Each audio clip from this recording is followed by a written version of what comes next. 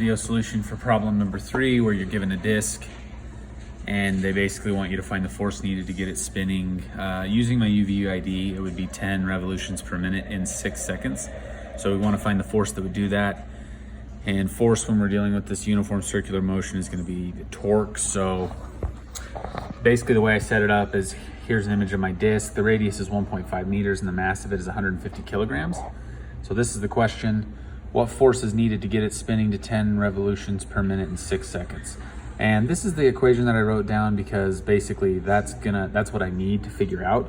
So if I can find the moment of inertia for this, as well as the acceleration, I can get my torque net, which would be the force required to get that thing spinning. So to find my inertia, given the textbook gives you 1/2 mr squared for something that's a disc that spins or that rotates about the center axis. So 1/2 times the mass, which is 150 kilograms, times the radius squared, which is 1.5 squared, gives me 168.775 kilogram per meter squared. And then I know that the acceleration is going to be the omega final minus the omega initial over the time.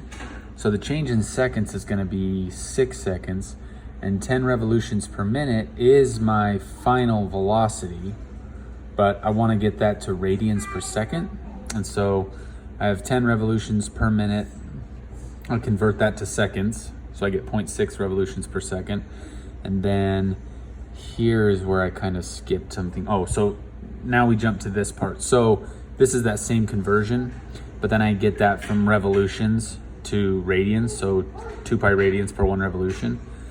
And now I have an acceleration of 0.174 radians per second. So plugging that into my equation here for the acceleration, I'm going to get 1.047 radians per second minus 0, which is going to be my initial velocity. It's not moving, so divide it by the time. And that gives me, oh, for some reason I don't have the answer written on that.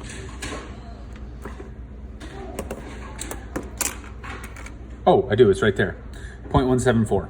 So the acceleration is going to be 0.174 radians per second squared. And then plugging this into the equation where we know that the net torque is equal to the acceleration times the inertia, we're going to do 0.174 times 168.75 for my moment of inertia that I calculated up here. And that'll give me, the torque is 29.45 Newton meters.